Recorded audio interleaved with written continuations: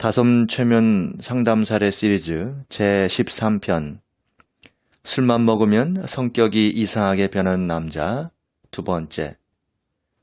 안녕하십니까. 다솜 최면 센터 원장 성기룡입니다. 지난 12편에 이어 술만 먹으면 난폭하게 변해서 주위 사람들을 괴롭혔던 어느 노동자 이야기를 이어가겠습니다.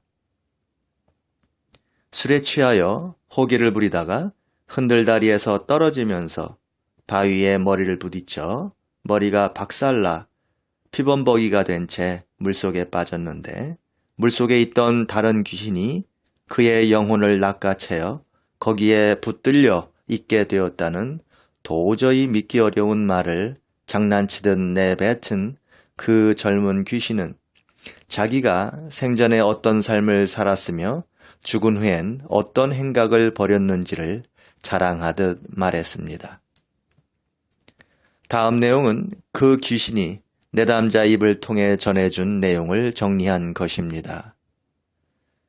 그 빙의령은 머리가 박살이 나서 피범벅이가 될 정도로 심한 부상을 입고 죽은 뒤 자기를 낚아채준 머리 없는 귀신을 형님으로 모시고 그와 함께 이곳 저곳을 돌아다녔다고 합니다. 제일 먼저 한 일은 그 귀신 형님과 함께 그 폭포 근처에 있는 기차역에서 기차를 타고 청량리역으로 이동했다고 했습니다. 자기들은 그다지 등급이 높은 귀신들이 아니기 때문에 순간 이동하려면 힘이 많이 들어서 기차를 타고 움직였다는 것이었습니다. 좀 황당하긴 했지만 귀신들한테도 능력별 레벨이 있다는 것이 어느 정도 이해가 가긴 했습니다. 육신을 갖고 살던 생시에 얼마나 노력하여 발전하였는가에 따라 사후 세계의 능력도 달라질 수 있다는 말로 들렸습니다. 청량리로 이동할 때 기차 안에 있던 사람들 몸속을 들락날락했다고 했습니다. 하지만 아무한테나 들어갈 수 있는 것은 아니라고 했습니다. 주로 몸이 아프거나 정신이 박약하고 심리가 불안하고 우울한 사람들이 표적의 대상이 된다는 것이었습니다. 청량리역에 내린 후 두리번거리다가 어느 20대 중반의 미혼녀한테 들어갔다고 했습니다. 그녀는 미모가 그리 뛰어나진 않지만 속칭 성적인 새끼가 흘러넘치는 여자였다고 했습니다. 평소에 음탕한 생각을 많이 하며 남자들의 유혹에 쉽게 넘어가거나 아니면 자기가 먼저 남자들을 유혹하여 무분별한 성관계를 맺는 그런 여자였다고 말했습니다.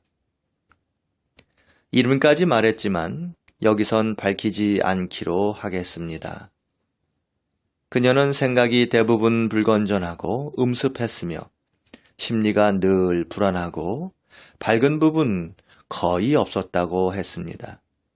귀신들이 들어가기 딱 좋은 몸과 심리 상태였던 것이었습니다. 그 여자 몸에 귀신 형님과 같이 들어간 그 젊은 귀신은 여자가 남자들과 잠자리를 할 때마다 몸 밖으로 나와서 그녀가 광란의 몸짓을 하는 것을 즐겨보면서 자기들끼리 낄낄대고 좋아라 했다고 했습니다. 한 3년 가까이 그런 짓을 하다가 그 여자가 실증이 나서 버릴 결정을 했다고 말했습니다. 며칠 동안 그녀가 술을 엄청 마시도록 충동질했고 그녀는 자신의 몸이 만신창이가 되는 줄도 모르고 매일 밤낮으로 술에 취하고 취하면 밖으로 돌아다니면서 아무 남자하고나 성관계를 맺는 지옥과도 같은 생활을 계속 할 수밖에 없었습니다. 그녀의 의지로 그런 것 같지만 사실 빙의령들의 조종으로 그런 생활을 했다는 것을 생각해 보면 사람들의 의지나 결정이 얼마나 보잘것없는 것인가 하는 생각도 들었습니다. 하지만 그녀가 강한 정신력과 의지로 거부했다면 상황은 달라졌겠지만 그녀 자체가 이미 그런 불건전한 생각과 행동에 탐닉하고 집착했기 때문에 어찌 보면 그 귀신들을 스스로 불러들이는 화를 자초했다고 생각할 수도 있습니다. 술과 성관계로 거의 폐인이 된 그녀는 결국 길거리에서 객사하는 비운을 겪었습니다. 만취 상태로 성관계를 맺으러 미친 듯이 나가 돌아다니다가 그만 어두운 도로에서 트럭에 치여 목숨을 잃게 되었던 것이었습니다. 그녀가 죽자 그녀의 몸을 버리고 나온 두 귀신은 다음 대상을 물색하기 시작했습니다. 이번에는 어느 부잣집 딸의 몸속으로 들어갔다고 했습니다. 이번에는 그녀에게 그다지 해를 끼치지 않았다고 했습니다. 왜냐하면 부잣집 딸이라서 그런지 좋은 곳에 가서 비싼 음식도 먹고 여행도 많이 다니고 해서 그녀에겐 관대히 대했다는 것입니다. 여러 가지를 생각하게 만드는 말이었습니다.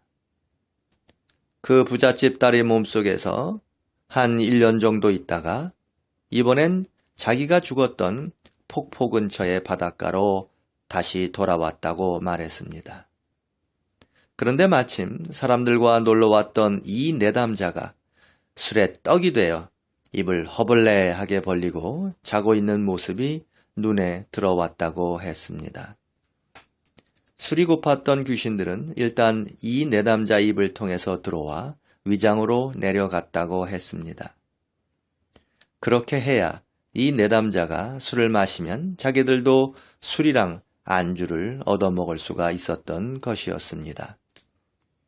좀 더럽다는 느낌과 함께 귀신이라면 다른 방법이 얼마든지 많았을 텐데 왜 하필이면 그런 방법을 택했는지 의아했지만 그 빙의령이 그렇게 말을 하고 있으니 일단 받아들일 수밖에 없었습니다. 그때가 바로 이 내담자가 30대 초반이었을 때였습니다. 그 후로 간헐적으로 들락날락하긴 했지만 거의 20년 넘게 주로 이 내담자의 몸속에서 이 내담자와 함께 술을 마셨다고 했습니다. 그런데 술을 마시고 나면 장난삼아 위장을 손가락으로 쿡쿡 찔러댔다고 했습니다. 그럴 때마다 이 내담자는 극심한 위통을 겪게 되고 병원을 찾았지만 뾰족하게 원인을 밝혀내진 못했다고 했습니다. 그리고 살아있을 때 이 젊은 내담자는 불우한 가정에서 가난하게 살았고 중학교 중퇴 후 바로 공장에 취직했지만 세상에 대한 불만이 커서 매우 거칠고 난폭한 행동을 일삼았으며 잔인한 면도 있었다고 했습니다. 이 내담자의 몸속에서 술을 얻어먹고 나면 내담자에게 화를 내고 폭력을 쓰도록 충동질을 했다고 말했습니다. 그래야 자신의 폭력성을 발산할 수가 있어서 스트레스가 풀렸다는 것이었습니다. 귀신도 스트레스를 풀어야 한다는 말을 듣고 실소를 금치 못했지만 겉으로 소리내 웃을 수는 없었습니다. 이런 식으로 이 내담자를 화나게 만들고 폭력을 휘두르게 만들면서 지금까지 지냈는데 최면 도중에 발각이 돼서 화가 난다고 말했습니다. 하지만 그대로 이 내담자의 몸속에 있게 내버려 둘 수는 없었습니다. 그래서 여러 기법을 이용해서 그 두 귀신을 하늘나라로 보내버렸습니다. 물론 순순히 나가지는 않았습니다. 최면 2달 정도 후 그 내담자의 따님이 전화를 걸어왔습니다. 일단 아버지가 술 마시는 횟수도 많이 줄었으며 음주량도 많이 줄었다고 했습니다. 그래서 집안이 평온해졌다고 했습니다.